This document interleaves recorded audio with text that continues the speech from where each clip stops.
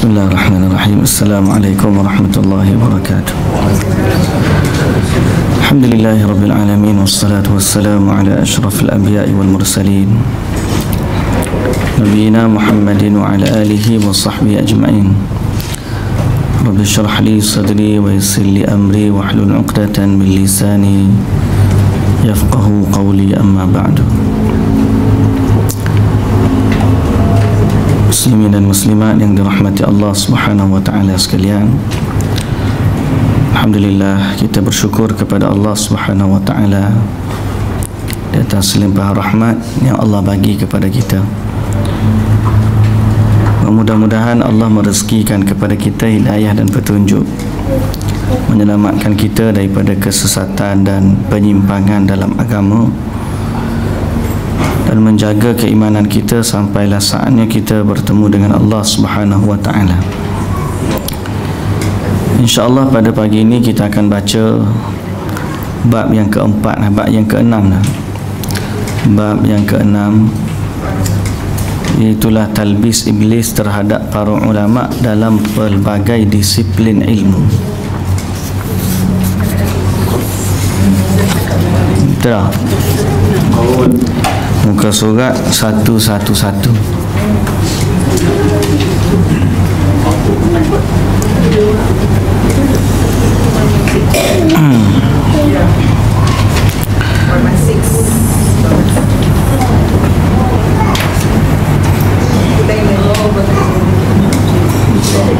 Baik. Jadi sebagaimana kita dah sebut sebelum ini, talbis iblis ni adalah tipu daya iblis, yang mana maksud daripada tipu daya itu adalah untuk dia menjauhkan seorang hamba daripada Allah. Dan kita juga dah sebut, dia kadang-kadang iblis ni dia tipu, dia mencium hati manusia. Di saat dia tengok orang ni orang yang malas, maka dia tipu dengan syahwat, lalu orang itu meninggalkan ketaatan. Di saat dia tengok orang tu cenderung kepada ilmu atau rajin dalam ibadat, dia masuk melalui jalan-jalannya, sehingga pada akhir natijah orang tersebut walau apapun keadaannya, dia lari daripada petunjuk Allah Subhanahu wa taala yang sebenar. Jadi tidak terkecuali golongan para ulama. Dan bila kita baca ni, stand kita yang pertama ialah mengingatkan diri kita, kalau ulama tu pun ada jalan syaitan nak tipu, kita apatah lagi. Yang kedua, janganlah pula selepas daripada baca menjadikan pandangan kita terhadap para ulama itu rendah. Kerana apa yang dinyatakan ini bukanlah semua ulama begitu. Cuma dia menjelaskan sudut-sudut tipu daya iblis terkait para ulama. Saya sebut ni supaya agar kita tidak menjadi orang yang mudah dalam soal menjatuhkan kredibiliti ataupun nilai seorang ulama pada kacamata kita. Satu, kita ambil iktibar. Yang kedua, kita tidak bermudah-mudahan dalam meletakkan, oh dia ni rupanya ustaz tu lagu ni ya. Ada. Tak payah sebut gitu. Sebab apa kita bimbang?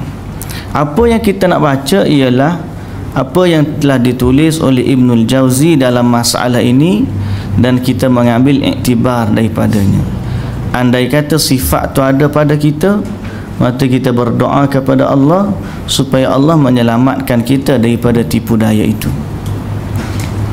Baik.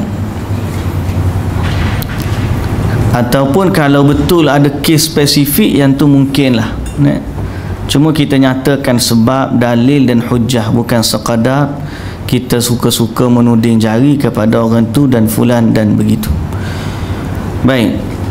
Ibnul Jauzi berkata rahimahullah, ketahuilah bahawasanya demi melancarkan talbisnya terhadap manusia, iblis menempuh berbagai cara. Di antaranya dengan menempuh satu jalan yang jelas terlihat, tetapi manusia tetap terkalahkan kerana hawa nafsunya sehingga tidak menyedari ilmu yang justru ia menghinakannya. Pelik bahasa dia, tak faham apa pun nak faham. Ada juga cara yang samar, dan inilah yang tidak disedari oleh banyak ulama. Ada jalan, ada secara yang nyata, okey, ada secara yang nyata dan ada juga secara samar. Baik, kita akan menyebutkan di sini cara-cara iblis dalam melancarkan talbisnya kepada para ulama dengan contoh yang kami ungkapkan. Semoga dia menjadi petunjuk atas contoh-contoh lain atau belum disebutkan, kerana menyebutkannya semua sulit dilaksanakan. Ini contoh saja. Nak sebut semua tak terhitung. Dia punya teknik dan taktik iblis dalam soal menipu para alim ulama. Hanya Allah lah yang mampu memberi perlindungan kepada kita. Yang pertama, talbis iblis terhadap ahli qiraat ataupun qari. Biasa dengar kalimah qari kan? Qari ni orang baca Quran lah. Bala salah satu daripadanya adalah seorang daripada mereka sibuk mempelajari bacaan-bacaan syadz. Quran ni ada riwayat mutawatir, ada riwayat yang syadz. Yang syadz ni yang jarang orang baca, tapi dia bukan juga riwayat yang mu'tabar, yang mutawatir yang dipakai. Cuma dia ada usaha cari ilmu-ilmu ni, sehingga akhirnya sebahagian besar usia dia mengumpulkan benda yang syadz, lalu tertinggal benda yang mutawatir. Cari benda pelik sehingga akhirnya yang asal tu patutnya dia baca banyak, jadi tak baca. Sibuk dia daripada perkara tersebut. Aktiviti tersebut kadang-kadang membuatnya lalai dari mempelajari kewajipan lain dalam Islam.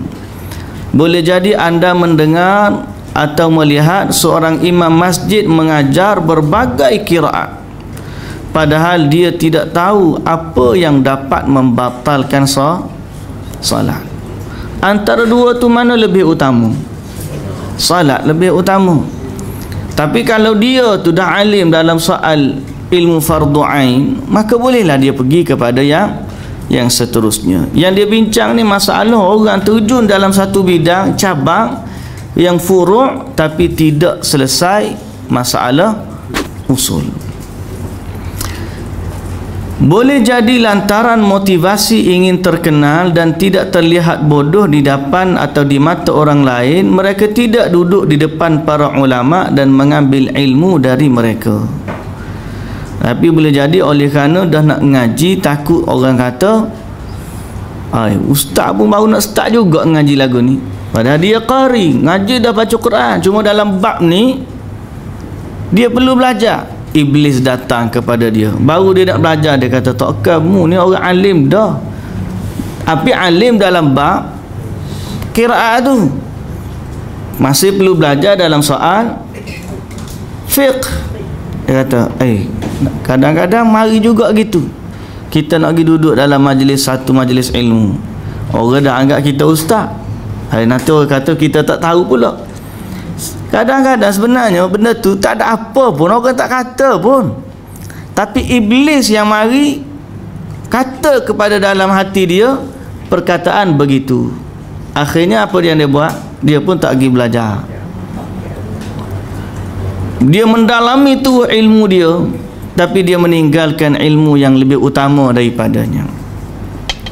Seandainya para ahli Quran ini mau berfikir, tentulah mereka akan menyadari bahawasanya yang dituntut ialah menghafalkan Al-Quran dengan meluruskan bacaannya, lalu berusaha memahami dan mengamalkannya, kemudian memperhatikan perkara apa yang dapat memperbaiki jiwa dan menyucikan akhlaknya, dan menyibukkan diri dengan mempelajari ilmu-ilmu syariat yang utama. Kalau dia perhati betul-betul, Quran ni bukan sekadar bacaan, tapi dia dah mahir dah soal bacaan. Mungkin dia sampai peringkat orang panggil dia qari dah. Cuma nak duduk dalam majlis nak belajar fardu ain dan sebagainya, dia jadi segan. Segan. Talbis. Iblis tak tiup dia pada soal jangan pergi ngaji. Dah. Dia belajar, tapi tak payahlah belajar di sudut tu. Nanti di situ nampak kita tak pandai. Kita pergi ngajar je lah, orang nampak kita pandai. Talbis.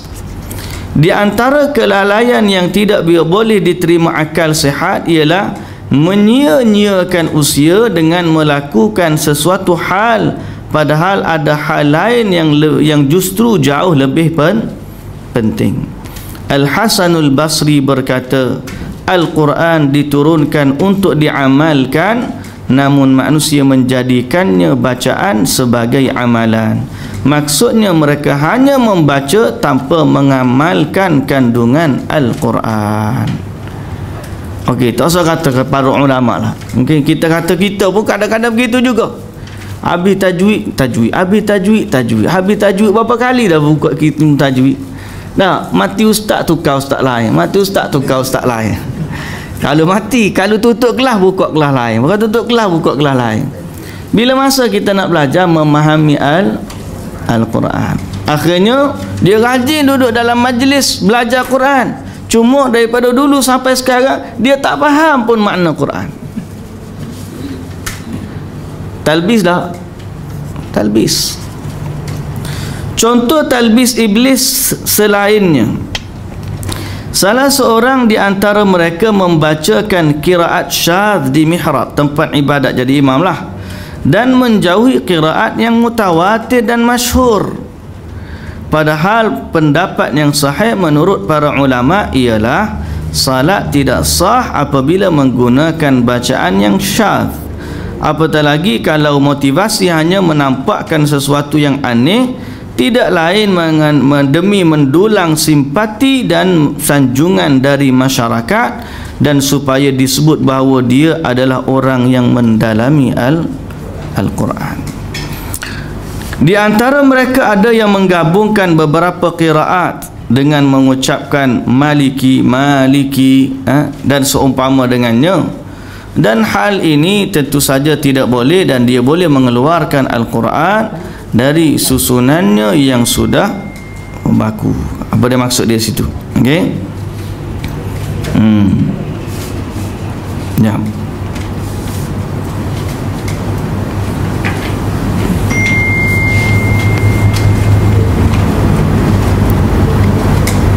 Maliki dengan maliki, malaki. Sedangkan dia mengeluarkan Al-Quran daripada nazmihi, susunannya, seperti disebut maliki, malaki yaumiddin. Contohlah kalau dia baca begitu, nak menunjukkan dia ni tahu bacaan qiraat, ataupun dia membaca dalam solat dia beberapa wajah sekaligus, tetapi tidak melarikan nazam Al-Quran itu, susunan Al-Quran itu daripada yang asalnya. Ada juga yang mengumpulkan ayat-ayat sejadah saja, baca dalam bacaan, hanya mengumpulkan bacaan-bacaan sejadah, kemudian bacaan dalam tahlil saja, kemudian bacaan yang mengandungi takbir saja. Okey, contohnya hari ni dia nak baca, aku nak baca ayat Quran yang padanya ayat sejadah je ada, baca. Dia kumpulkan ayat yang mengandungi sajadah. Kemudian lepas pada tu dia nak baca bacaan-bacaan yang mengandungi kalimah tahlil la ilaha illallah. Dari sudut kekuatan hafazat hebat kekuatan hafazat hebat, tapi kalau dia jadikan cara bacaan dia begitu, maka dia telah meninggalkan susunan asalnya Al-Quran. Okey. Dia hanya kumpulkan ayat-ayat sejadah. Okey, hari ni baca ayat sejadah, ayat tahlil, ayat ada tahlil, perkataan la ilaha illallah, ayat yang ada padanya kalimah takbir. Ada juga wa qad saru yuqiduna an-niran al-kathirah lil khatmah. Ada juga mereka menyalakan api dengan jumlah yang banyak acara khataman Al-Quran. Baca-baca khatam, baca-baca sampai khatam. Bila khatam buat upacara pula. Dengan bila buat upacara mereka menyalakan api. Kita tak jumpa lapak kita, wallahu taala alam. Cuma akhirnya apa? Mereka ini menggabungkan sifat menyia-nyiakan harta benda, menyerupai orang-orang Majusi, dan serta menjadi sebab atas berkumpulnya lelaki dan wanita pada malam hari yang berpotensi menjerumuskan kepada kerosakan. Sementara iblis memperdaya mereka sehingga ada keyakinan bahawa apa yang dilakukan mereka bertujuan memuliakan Islam. Akhir sekali khatam Quran dia jadi macam upacara untuk jamuan dan sebagainya, bukan lagi untuk dihabiskan bacaannya dan dihayati maknanya. Ini talbis iblis yang sangat besar, kerana memuliakan Islam mesti dengan cara-cara yang disyariatkan. Contoh talbis iblis lainnya, bahawa di antara para qari ada yang tidak menjadi masalah kalau dia mendakwa satu qiraat dari seorang sebagai guru, walaupun dia tidak pernah belajar darinya. Boleh jadi dia mendapatkan ijazah lalu dia kata dia telah meriwayatkan kepada kami. Dia dan sebagai bentuk tadlis, penipuan, dia menganggap hal itu sama saja kerana dia sudah meriwayatkan banyak qiraat. Dia menganggap telah melakukan satu kebaikan, namun lupa bahawa itu hakikatnya adalah kebohongan, sehingga dia memikul dosa sebagaimana dosa para pembohong. Ni biasanya terlibat dengan orang yang ilmu riwayat lah. Dia ambil dah riwayat ni, riwayat contohnya Susi, riwayat Ad-Duri, riwayat Khalaf, ataupun riwayat-riwayat qiraat. Dia dah tahu dah, cuma dia pergi ke ustaz tu yang dah tahu dalam soal qiraat, lalu ustaz tu kata tak apalah, dia ijazahkan. Padahal qiraat ni ataupun Quran, manhaj dia adalah talaqi. Dia tak baca pun dengan ustaz tu, cuma dia kata dia dah ambil sanad dengan ustaz tu. Itu sebahagian daripada tadlis. Natijahnya dia telah berbuat kebohongan dalam soal itu. Okey? Contoh talbis iblis selanjutnya, salah seorang ahli qiraat yang sedang mengajar 2 atau 3 orang murid berbicara pada tiap orang yang masuk ke majlisnya. Dia duduk tengah orang, ada 3 orang, 2 atau 3 orang baca dalam masa yang sama. Ada orang masuk, dia tanya khabar, dia jawab dan sebagainya. Teralih perhatiannya. Padahal hati dan otak manusia tidak mampu fokus melakukan semua hal dalam satu waktu. Lebih dari itu, qari ini lantas menuliskan bahawa dia telah membacakan kepada fulan dengan qiraat fulan, juga dalam masalah sanad. Okey, sebahagian ulama tahqiq mengungkapkan kalau ada 2 atau 3 murid, maka sepatutnya sang guru menyemak satu orang dari mereka. Sebab masalah dia kata 3 orang, telinga kita ni tak ada nak dengar 3-3, kena dengar seorang-seorang. Melainkan dalam bab mungkin dia murajaah, benda yang dia dah cek sebelum daripada ni, nak cek ulangan tu lain cerita. Tapi kalau cek, wallahu ta'ala alam, kita ni kadang-kadang biasa je buat gitu. 2-3 orang tak apa, ustaz tak apa. Tapi natijahnya, akhirnya natijah jadi apa? Dia tak dengar pun bacaan itu. Tambah tangan pula dengan orang-orang yang datang dalam majlisnya dan dia sibuk dengannya. Talbis iblis selanjutnya bahawa ada sebahagian qari saling berlumba memperbanyakkan bacaan. Aku pernah melihat seorang guru yang mengumpulkan orang-orang lalu menunjuk seseorang untuk membaca Al-Quran atau mencabar seseorang untuk membaca Al-Quran dengan 3 kali khatam dalam satu hari yang panjang dari pagi sampai petang. Jika orang itu tidak boleh melakukannya, maka dia akan dicela. Jika dia berhasil melakukannya dengan sempurna, maka dia akan dipuji. Orang-orang awam lantas berkumpul untuk menyaksikan dan menganggapnya satu amalan yang baik. Iblis memperlihatkan kepada mereka tentang adanya pahala dalam banyak membaca Al-Quran, tapi tujuan dia nak menyahut cabaran.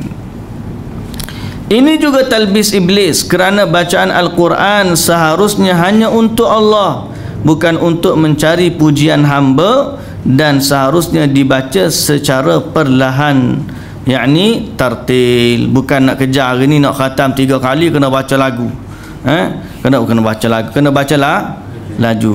Sedangkan dalam Al-Quran pun Allah Subhanahu ataupun Nabi sallallahu alaihi wasallam kata, la yafqahul Quran man qara'ahu fi aqalli min 3. Tidak akan faqih atau faham Al-Quran orang yang baca dia kurang dari 3 hari. Paling-paling Nabi suruh baca 3 hari sekali khatam dengan bacaan yang tartil sehingga boleh faham makna dia. Melainkan dalam Ramadan. Ramadan, na'am, para ulama kata dalam Ramadan adalah bulan bacaan Al-Quran, sehingga mereka pun berhenti daripada majlis-majlis ilmu, tak ngajar. Pasal apa? Nak menyibukkan diri dengan bacaan Al-Quran. Kita pun tak ngajar juga, tapi tak baca Quran juga. Ngeletih bulan Ramadan ni. Orang dulu tak ngajar, tutup kelas baca Quran. Kita tutup kelas tengok Facebook. Tu bahaya tu. Saya lah, orang lain tak lagu tu. Bahaya zaman kita lah ni, musibah. Betul tak? Semoga Allah Azza wa Jalla mengampunkan kita semua. Baik, jadi tu talbis. Patutnya baca Quran untuk memahami, supaya seorang yang Nabi kata jangan khatam kurang daripada 3 kali. 3 hari sekali. 3 hari sekali. Tapi dia baca 3 kali sehari. Oh, dahsyat dia. Bila orang kata tak boleh, dia kata bacaan Quran lagi banyak lagi bagus. Kita dulu pun baca zaman ngaji dulu pun baca laju pun saya tak mampu. Ada kalau nak baca sekali khatam dalam satu hari ni, memang dia kena baca laju sungguh.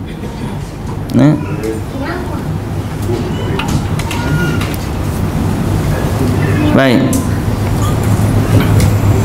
Kemudian Allah Azza wa Jalla kata litaqra'ahu 'alan nasi 'ala mukthin, agar engkau Muhammad membacakannya kepada manusia secara perlahan-lahan. Dan Allah Ta'ala kata warattilil Qur'ana tartila. Di antara talbis iblis bahawa seorang qari membuat-buat nada saat membaca Al-Quran. Ni satu isu juga.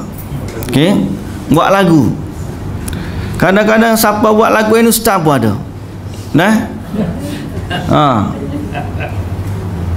Padahal Al-Quran bukan itu. Al-Imam Syafi'i ataupun padahal Imam Ahmad dan para ulama lainnya membenci perbuatan tersebut. Imam Syafi'i kata tidak mengapa memperdengarkan al-huda, iaitulah membaca atau kata-kata yang diucapkan dengan suara yang indah. Bacaan biasa tapi suara dia indah. Serta nasyid orang-orang Arab Badui. Tidak mengapa pula membaca Al-Quran dengan memberi nada dan diperindahkan suaranya. Aku menanggapi, kata Ibn al-Jauzi, Imam Syafi'i mengutarakan demikian sesuai dengan apa yang terjadi di zamannya. Tidak banyak orang di zaman itu yang melagukan bacaan Al-Quran. Adapun sekarang, ni zaman dia, bukan zaman kita lagi. Zaman kita lagi teruk . Adapun sekarang mereka menjadikan ayat-ayat Al-Quran seolah nada-nada lagu. Semakin ia mirip dengan nyanyian, semakin ia dimakruhkan.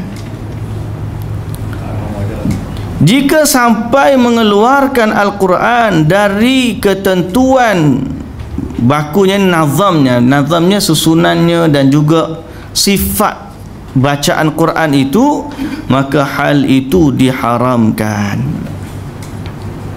Kecenderungan dia dengan Quran lagu je, lagu tu, lagu ni, lagu macam-macam, tapi dia tak belajar makna Quran, dia tak belajar tentang hukum hakam berkaitan dengan apa yang ada dalam Quran.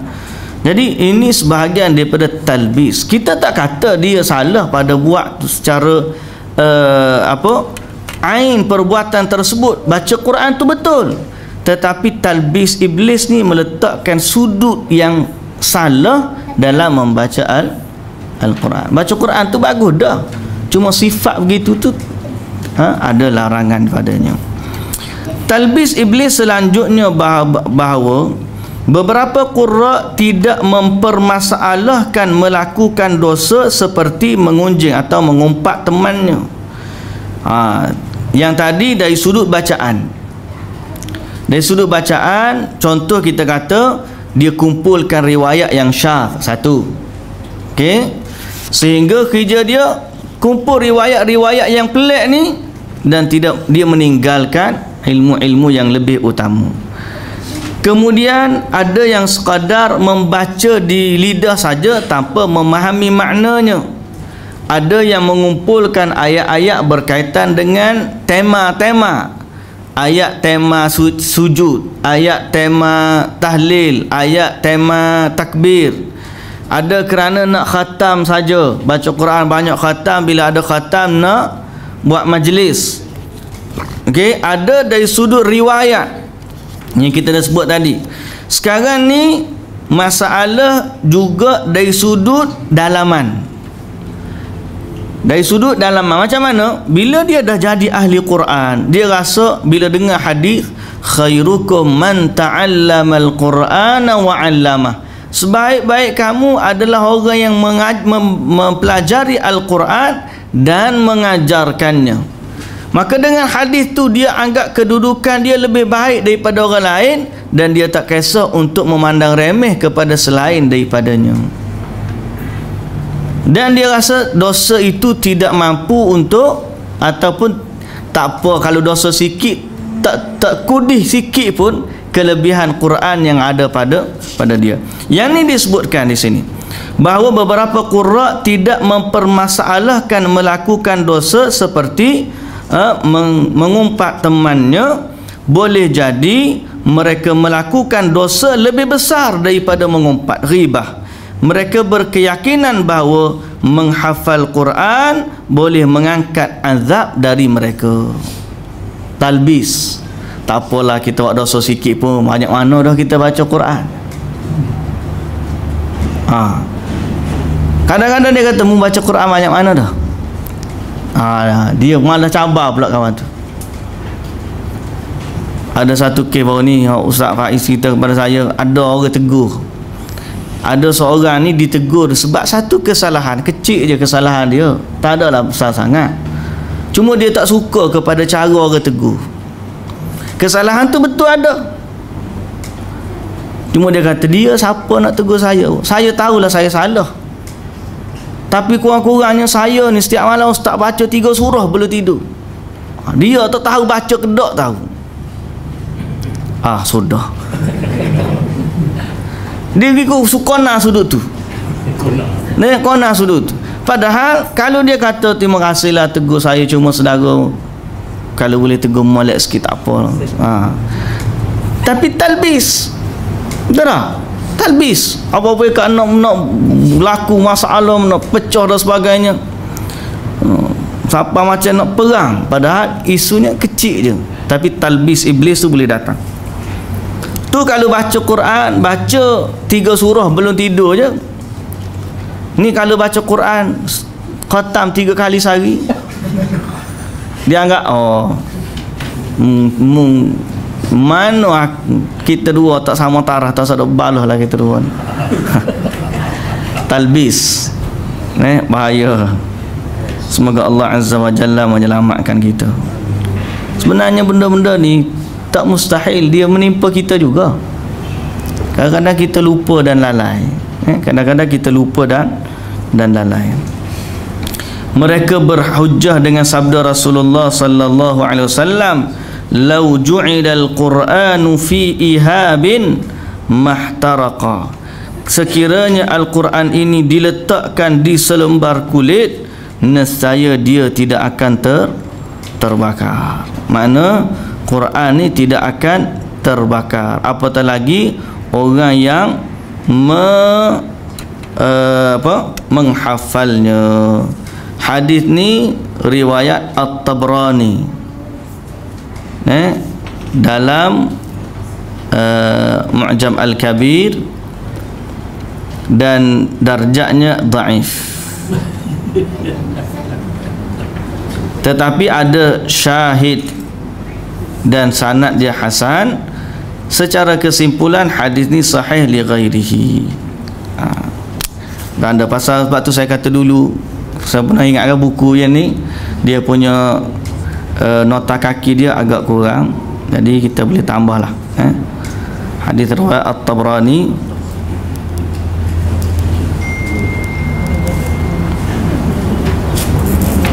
sahih li ghairihi, darjat dia. Okey, baik.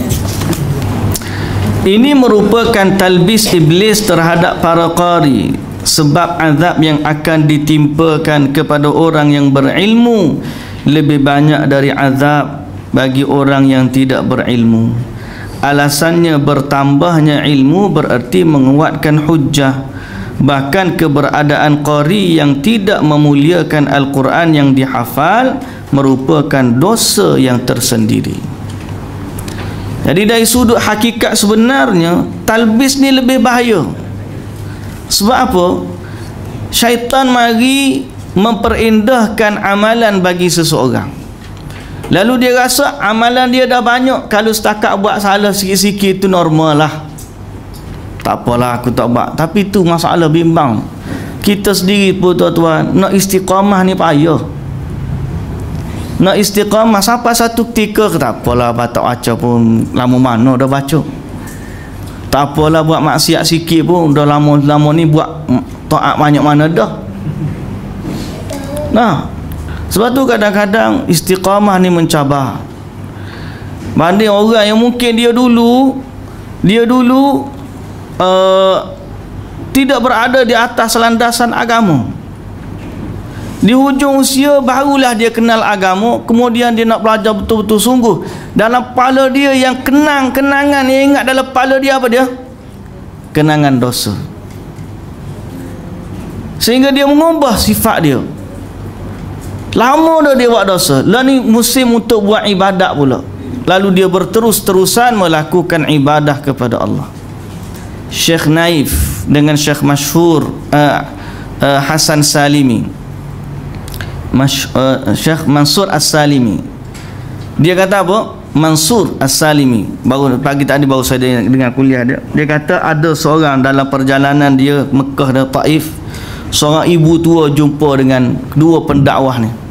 Dia kata, "Syekh, boleh tak aku nak minta kamu tolong jumpa dengan anak aku.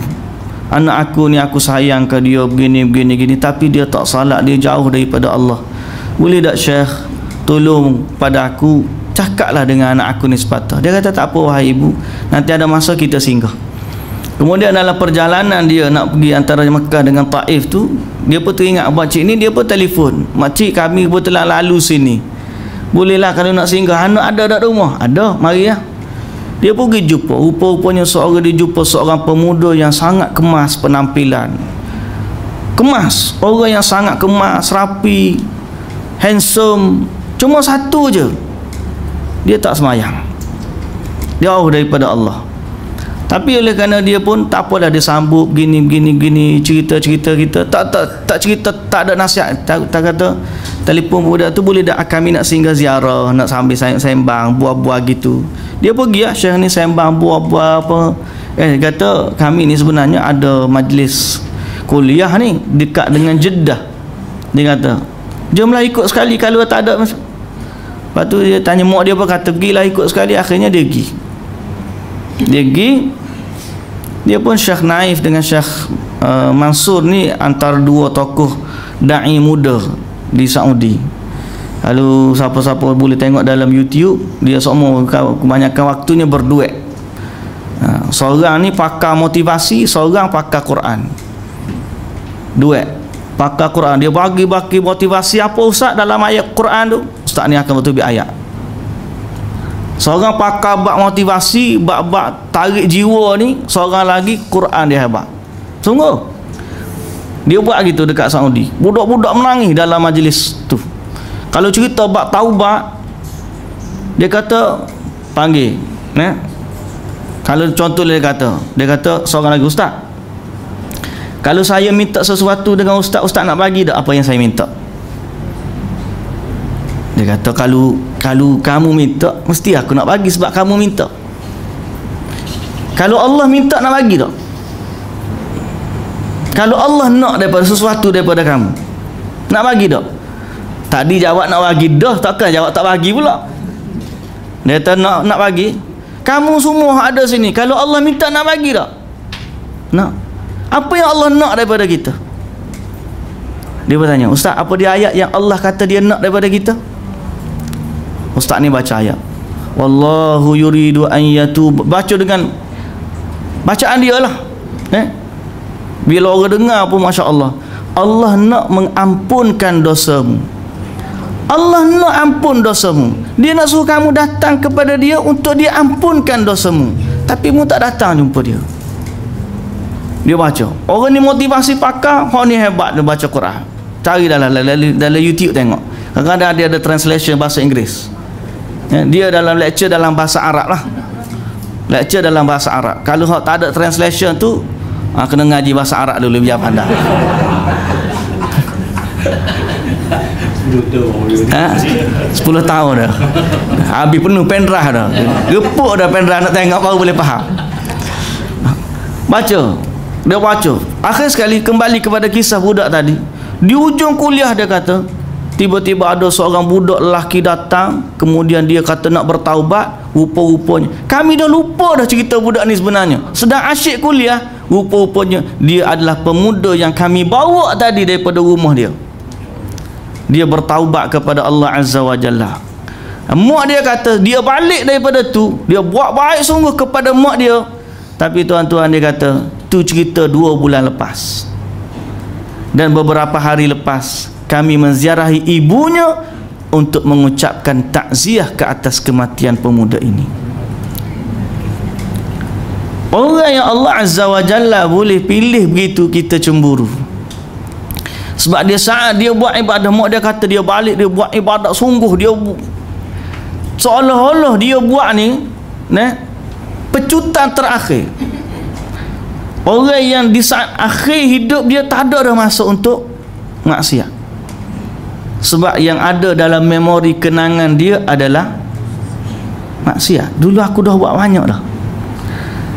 Tapi talbis iblis dalam ahli Quran secara spesifik dan secara umum pada orang-orang yang dah lama duduk dalam hidayah, memori dia, dulu aku dah buat dah begini, dulu aku buat begini, dulu aku, sehingga sampai berhadapan dengan maksiat dia rasa apa?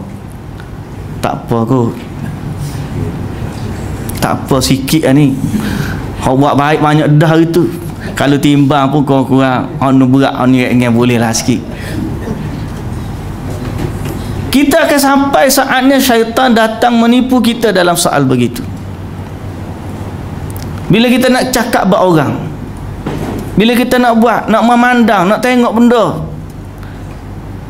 padahal semua benda itu dihitung oleh Allah Azza wa Jalla. Tapi kita dalam memori kita yang ingat adalah ketaatan kita kepada Allah. Padahal kalaulah memori kita ni simpan benda maksiat, banyak sebenarnya. Siapa satu hari dia kosong daripada maksiat? Mana ada? Kalau kita tanya, semalam buat taat ke apa? Oh, dia boleh kira. Semalam buat maksiat ke apa? Aku rasa pun tak ada. Akhirnya dia mudah untuk ditipu oleh iblis. Sama dengan kes ni. Dia kata apa?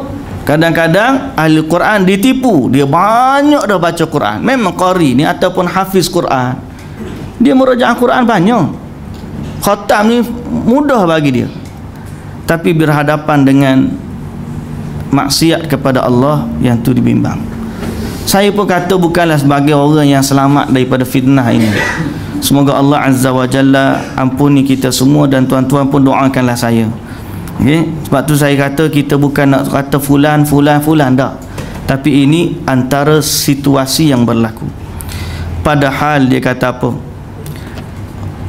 Talbis ini bahaya sebab azab yang ditimpa pada orang yang tahu lebih berat daripada orang yang tak tahu. Kerana orang yang tahu tu dia sudah ada hujah. Yang ni buat daripada jahil, yang ni buat dalam keadaan tahu. Sama ke tak sama? Kalau amal ibadat pun tak sama, maksiat pun tak sama juga. Orang ni buat dalam keadaan tahu ibadat, yang ni buat dalam keadaan tak tahu.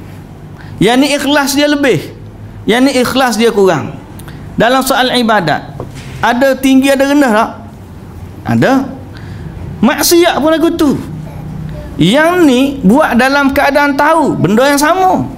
Yang ni buat dalam keadaan tak tahu.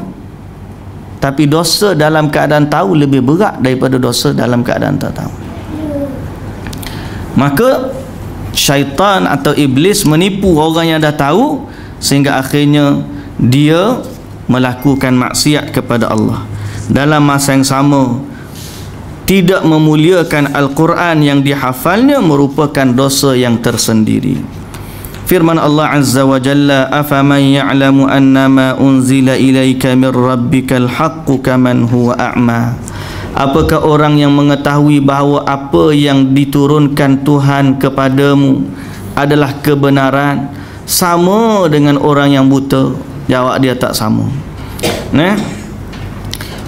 Sebagaimana Nabi Allah Azza wa Jalla kata kepada isteri Nabi, man ya'ti minkun nabi fahishatin mubayyinah yudha'af lahal adzabu dhi'fain. Barang siapa di antara kamu mengerjakan perbuatan keji yang nyata, nescaya azab baginya akan dilipat gandakan 2 kali ganda. Baik, itu berkaitan dengan ahli Al-Quran. Kemudian kita pergi kepada ahli hadis. Ahli hadis pun ada juga. Kita buat ngaji hadis ni pun ada juga. Sebahagian orang dalam mempelajari hadis melakukan perjalanan jauh dalam rangka mencari hadis, mengumpulkan jalur-jalur periwayatan yang amat banyak, mencari sanad yang tinggi dan matannya yang asing. Mereka ni ada 2 golongan. Yang pertama, mereka hendak menjaga syariat Islam untuk mengetahui hadis itu sahih ataupun dhaif. Sesuai tujuan itu, mereka patut mendapat pujian. Betul lah. Apa yang dia buat betul. Kita tak nafi yang dia buat tu betul. Tapi kita kena beringat berhati-hati bahawa iblis kadang-kadang mentalbiskan, memberikan tipu daya terhadap tujuan mereka. Mereka sangat sibuk dengan aktiviti itu sehingga lalai mengerjakan sesuatu yang hukumnya fardu ain, iaitu mengetahui apa yang wajib ke atas mereka, bersungguh-sungguh dalam melakukan kewajipan itu dan memahami ilmu yang terkandung dalam hadis. Hal ini telah dilakukan oleh banyak ulama. Kalau ada yang berkomentar, dia kata kita bukan buat benda-benda yang salah, kita buat sama seperti ulama-ulama dulu, Yahya bin Ma'in, Ibnul Badini, Bukhari dan Muslim. Dia kata apa? Jadi kita jawab, ulama-ulama itu sudah menghimpunkan 2 hal dalam diri masing-masing. Yang pertama, orang-orang yang disebutkan tadi, mereka mengetahui dan memahami perkara agama yang memang penting. Yang kedua, mereka tahu hadis yang mereka cari. Upaya mereka tersebut didokong oleh sanad yang masih pendek dan hadis yang masih sedikit diketahui. Kerana dua hal ini, mereka mudah melakukan aktiviti tersebut. Sedang zaman ini jalur hadis sudah sangat panjang dan kitab hadis sangat banyak. Maka kecil kemungkinan seseorang mampu menghimpunkan dua hal di atas. Boleh jadi anda mendapati seorang ahli hadis yang menulis serta mendengar hadis selama 50 tahun, dia pun mengumpulkan berbagai kitab hadis. Meskipun demikian, dia tidak mengetahui kandungan dan faedah yang ada di dalam kitab hadis tersebut. Akibatnya, pada saat dia mendapati suatu permasalahan dalam salatnya, dia akan bertanya kepada ahli fiqih pemula yang mendengar hadis darinya. Dari sudut begitu. Ada juga kadang-kadang mereka beramal satu sudut. Dia sibuk cari riwayat-riwayat hadis, tapi sebenarnya hadis tu dah ada pun dikumpulkan. Dia nak menambah ilmu apa? Sebagai contohlah, saya kata contoh.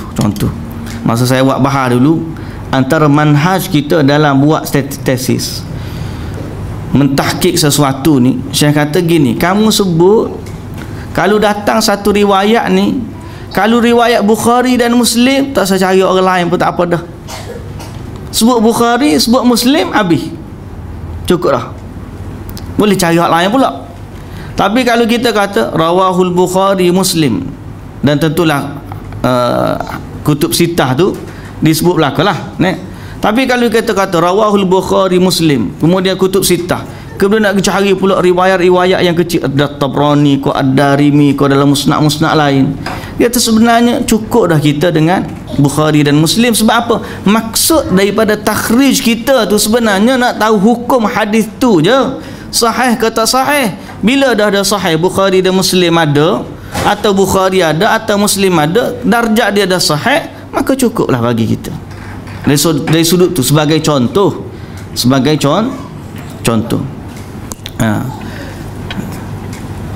kalau dia dalam soal sampel, gini cara teknik dia nak takhrij hadis, nak mengumpulkan, itu lainlah cerita. Cuma ni dia menyibukkan diri dalam soal begini sepanjang masa sehingga lupa mendalami maksud daripada hadis. Sama juga, ada orang dalam Al-Quran belajar Al-Quran sampai tak faham makna Quran, sebagaimana orang yang suka mendengarkan hadis sehingga tak faham maksud hadis. Begitulah lebih kurangnya. Di antara guru kami, kata Al-Khattabi, ada yang meriwayatkan hadis anna Nabi sallallahu alaihi wasallam, contohnya ada orang baca hadis tapi baca dengan riwayat yang salah, baca dengan cara yang salah.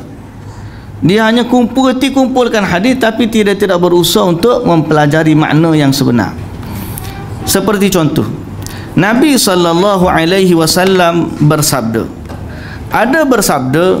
satu hadis yang berbunyi anna Nabi sallallahu alaihi wasallam, satu hadis yang berbunyi Nabi sallallahu alaihi wasallam melarang anil hilaqi, melarang dari buat halaqah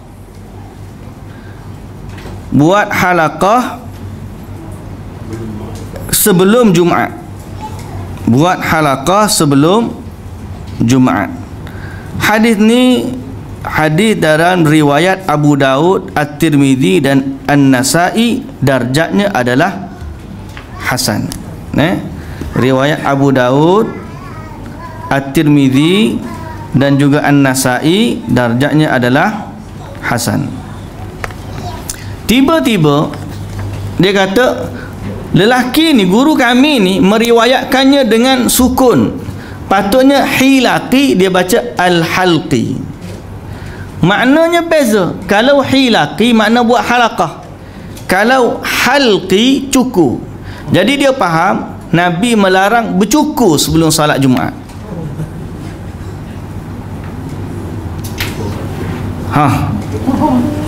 Dengan baris ni dia salah faham hadis. Dia rajin cari ilmu hadis, tapi dia jarang memahami ataupun mendalami maksud hadis. Dia tak kita tanya orang masalah ni. Al-Khattabi kata, dia ni selama 40 tahun rambut kepalanya tidak dicukur sebelum solat Jumaat. Kalau dia nak cukur, dia tak akan cukur sebelum solat Jumaat. Lalu dia kata apa? Aku berkata kepadanya, kata Al-Khattabi, yang dimaksudkan dalam hadis ni adalah hilaqi, iaitulah majlis ilmu sebelum salat Jumaat. Ini pun ada perbahasan lah di kalangan para ulama, yang mana kita ni jadi banyak pak kita ni, kalau dia sudut zahir hadis ni Nabi larang lah. Baik, dia kata apa? Beliau memerintahkan, maksud Nabi supaya kita mempersiapkan diri dalam rangka menuju salat Jumaat dan mendengarkan khutbah, supaya kita boleh bersiap-siap dan kita ready dengan khutbah. Maka guru tadi pun kata, kamu telah menghilangkan penderitaanku. Selama 40 tahun dah guru dia amal dengan hadis tu.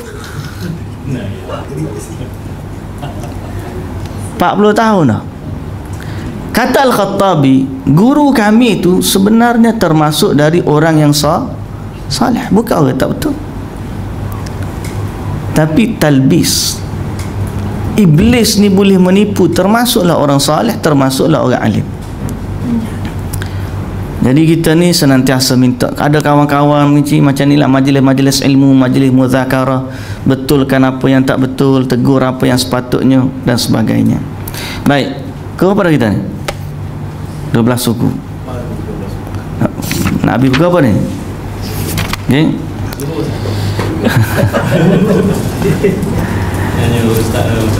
Di antara mereka ada yang menghafal Quran. Pada zaman ini kami melihat beberapa orang yang mengumpulkan banyak kitab, mendengar banyak hadis, tapi tidak memahami hadis yang sudah dia dapatkan dengan bersusah payah itu.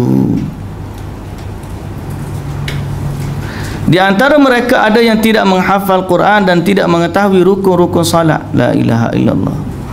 Mereka kerap menyibukkan diri dengan berbagai perkara yang bersifat fardu kifayah dan mengabaikan perkara yang fardu ain. Padahal mendahulukan sesuatu yang kurang penting atas sesuatu yang lebih penting tidak lain salah satu daripada bentuk talbis iblis. Yang kedua, yang tadi cerita hanya nak cari kumpul hadis untuk cek mana hadis sahih, mana hadis dhaif. Ada juga golongan yang kedua yang suka kepada hadis, tapi niat mereka tidak benar. Mereka hanya bermaksud mengetahui hadis sahih dan dhaif dengan mengumpulkan berbagai jalur riwayat, hanya mencari sanad-sanad yang tinggi. Dia cari siapa yang ada sanad yang tinggi. Tujuan mereka, kalau kita kata ringkasnya, kita kata di sini tujuan mereka, muka surat 119 ni, perenggan yang kedua terakhir, kata Ibnul Jauzi, bila dia duduk banding-banding riwayat dia, sanad dia lebih tinggi daripada orang ni, hanya kerana nak membanding-bandingkan bahawa dia ada sanad yang tidak dimiliki oleh orang lain. Tujuan mereka, kata Ibnul Jauzi, semua ini jauh dari keikhlasan. Tujuan mereka hanya mencari kehormatan dan kebanggaan peribadi. Oleh itu mereka mengikuti hadis yang syadz, janggal dan gharib. Boleh saja seorang dari mereka mendapat penggalan hadis yang didengar oleh saudaranya sesama muslim, tapi menyembunyikan penggalan hadis itu supaya hanya dia yang diketahui telah meriwayatkannya.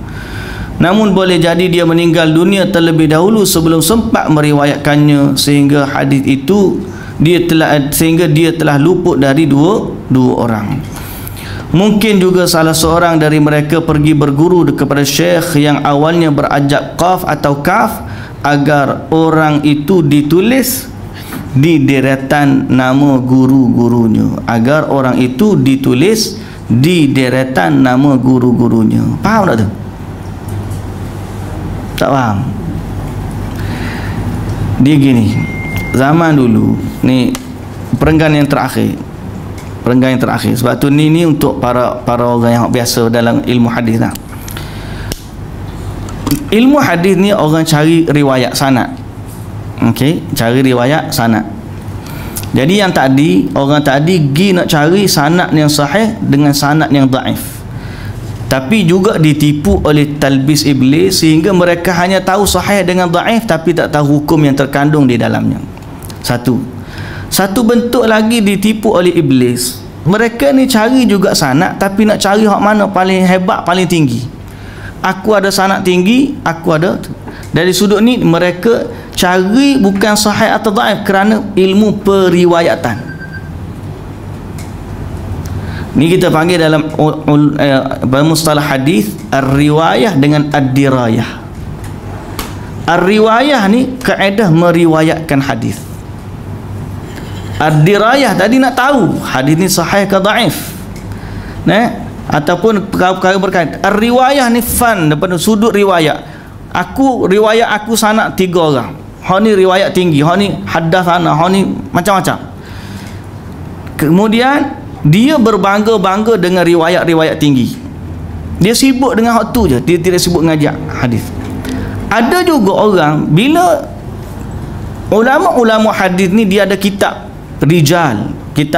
Rijal ni perawi hadis. Perawi hadis biasa disusun nama-nama dia mengikut abjad. Adalah susunan dia mengikut abjad.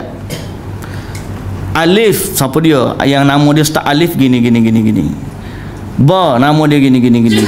Ta, kumpul ada ribuan nama rawi-rawi hadis. Kalau nak baca seorang-seorang letih, kita pun tak ingat, tak kenal. Tapi ada orang dulu memang adalah kepala dia semua rawi-rawi ni. Jadi ada orang, dia bila pergi ngaji hadis, tok guru ramai dia pilih tok guru yang nama, mungkin nama dia huruf kaf, dia pergi cari tok guru hak nama huruf kaf, supaya nanti dalam kitab sejarah tarikh rawi hadis nama dia sekali dengan nama tok guru dia. Faham tak? Jadi maksud dia apa? Kita ngaji hadis tujuan dia lebih besar daripada nama tu. Kita belajar hadis ni nak beribadah kepada Allah. Baik Quran, baik hadis.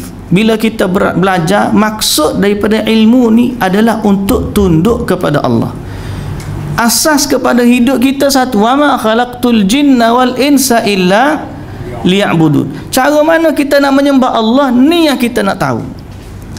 Semua metod dan disiplin ini adalah nak membawa kita kepada memperhambakan diri kepada Allah Azza wa Jalla.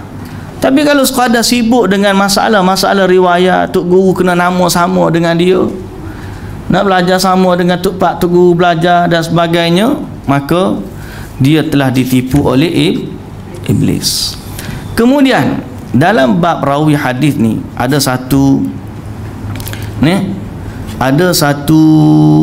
bab 120 ni, mereka mencemarkan nama baik dan mengunjing atau mengumpat. Okey, kita berhenti poin 120 ni. Saya tak nak baca buku ni, nanti kita baca minggu sekali lagi lah. Berhenti sini. Cuma dalam saya nak bagi gambaran awal lah, dalam bab ilmu jarah wa ta'dil. Tuan-tuan pernah dengar ilmu jarah wa ta'dil? Pernah dengar? Siapa hak pernah dengar? Angkat tangan. Tak pernah sungguh? Tak pernah. Gaji tak pernah dengar. Sebut pun tak aja dengar. Jarah wa ta'dil. Jarah wa ta'dil ni satu cabang ilmu dalam ilmu hadis ialah cerita pasal orang. Cerita pasal orang. Asas kepada masalah ni ialah Allah Azza wa Jalla kata, ya ayyuhalladzina amanu in ja'akum fasiqun binaba'in fatabayyanu. Bila datang seorang fasik bawa khabar, maka cek dulu. Maka para ulama cek dulu siapa yang meriwayatkan hadis. Di atas dasar asas nak cek ni lah, maka ulama bincang tentang orang. Dia ni siapa ni yang meriwayatkan hadis? Yang ni siapa pula? Maka jarh maksud dia mencederakan. Jarh mencederakan. Diskredit. Ta'dil maknanya kredit, bagi orang kebaikan. Adalah adil, orang ni baik. Cerita orang ni baik ataupun orang ni tak baik, itu masuk jarh wa ta'dil. Jarh, J-A-R-H, jarh. Dalam bahasa dalam tu jim ra ha, jim ra ha, jarh wa ta'dil. Ni cerita bab orang. Kalau baca zaman kita ngaji hadis dulu, buka fulani thiqah, fulani dhaif, fulani orang ni wadda', pendusta, dajjal. Dia sebut nama orang ni, dia cerita dia ni siapa. Dalam ilmu hadis, dia salah satu daripada cabang ilmu hadis. Tapi ingat, mereka hanya berbicara tentang orang yang ada nama dia dalam sanad hadis, supaya perkara tu ada nilai dalam soal menghukum hadis. Dia tak cerita orang koseh-koseh, tapi ada orang bawa ilmu ni keluar daripada bidang dia yang tak ada maksud pun, cuma dia kata kita pun nak bincang masalah orang ni boleh ambil atau tidak ilmu daripada dia. Kemudian dibawa dalam benda-benda yang tak patut dibicarakan. Yang ni musibah. Pagi ni saya tengok ada satu video yang diviralkan. Yang orang tanya apa hukum menyebar ataupun memviralkan nama seperti Ibnu Taimiyah, Dr. Mazhar, Dr. Rozaimi dan sebagainya. Sebut nama orang ni, apakah dia termasuk dalam mengumpat? Orang tu tanya ustaz. Ustaz tu pun jawab lah, dengan Wahabi. Pakai Ibnu Taimiyah pun jadi Wahabi. Padahal Ibnu Taimiyah dengan Muhammad bin Abdul Wahab tu Ibnu Taimiyah dulu. Tapi tak tahu macam mana orang mati boleh ikut orang hidup. Kemudian dalam masalah tu pun dia tetap berhujah, bawa satu hujah dengan hadis yang palsu pula tu. Tujuannya nak membenarkan jarah wa ta'dil dia. Jadi orang ni dia kata kita boleh sebut sebab dia ni sepakat ulama dah, Ibnu Taimiyah ni sesat. Zaman dia dulu pun orang dah siapa lah ni pun dah sebut kesesatan dia. Jadi dia pun bawa satu riwayat hadis yang dia katalah, mana dah tadi riwayat dia,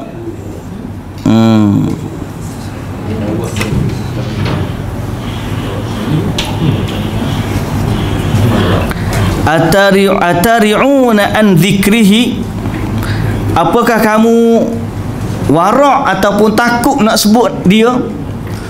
Uzkuruhu, sebutlah dia, bima fihi, pada apa yang ada padanya, liyahdharahun nas, supaya manusia beringat kepada dia, supaya manusia tak ambil daripada dia. Dia baca riwayat ni dalam klip yang saya tengok tadi. Dia sedang pesan orang jangan dengar kesesatan dalam mentohmah seorang yang banyak memperjuangkan hadis Nabi. Dalam masa yang sama, untuk menjustifikasikan atau membenarkan perbuatan dia, dia buat mari dalil yang mana dalil tu adalah hadis palsu. Berat sungguh zaman kita ni, musibah. Berkata pentahqiq kepada kitab. Hadis ni ada dalam kitab kita, akan kita sampai. Hadis ini telah diriwayatkan dari Ibnu Hibban dalam kitabnya Al-Majruhin, ada dalam Al-Baihaqi, tetapi padanya ada seorang yang disebut Al-Jarud Naisaburi, dan dia adalah pemalsu hadis. Dia ada darjat dia. Tapi kita kena beringatlah, zaman kita ni musibah berkenaan dengan dunia ilmu ni besar. Jadi saya peringatlah kepada kita. Saya sebab tu nak syarah panjang tak erti. Tuan-tuan tengok saya baca je kitab, kata tu ustaz, kalau setakat baca saya pun boleh. Syarahlah sikit. Saya kata hak tu ya saya mampu nak buat mana. Dah, supaya kita tak kata benda yang di luar daripada kemampuan kita. Dah kita tak tahu. Yang kedua, kalau saya demam, Datuk Nafiah pun boleh ganti kalau jenis ngajar lagu ni. Nah, mudahlah sikit nak cari pengganti. Kalau ngajar tinggi-tinggi payah nak cari. Jadi insya-Allah lah kita sambung pada kemudian. Mudah-mudahan Allah merezekikan kepada kita hidayah dan petunjuk untuk sama-sama kita mencapai redha Allah Subhanahu wa taala. Wallahu taala alam. Assalamualaikum warahmatullahi wabarakatuh.